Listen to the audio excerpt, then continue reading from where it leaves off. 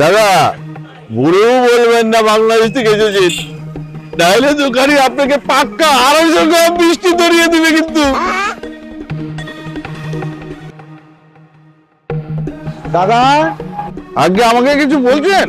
আচ্ছা দাদা, এই শর্টলেক কোন দিকে বলতে পারবেন?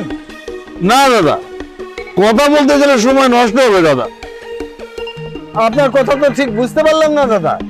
দাদা, আগে 1 কাপ গরম দুধের চা খাওয়ান, গলাটা তো জেরে নিতে হবে নাকি দাদা?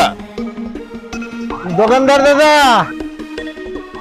এ আমাদেরকে 4 কাপ চা দিয়েন তো।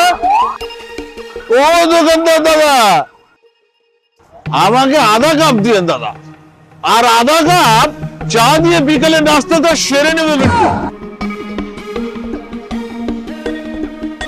আচ্ছা দাদা, এখানে কোনো মিষ্টির দোকান নেই? আছে দাদা, আপনি যে সরলিং যাবেন না, ওই মোড়ের পুরেই গোশালের দোকান আছে।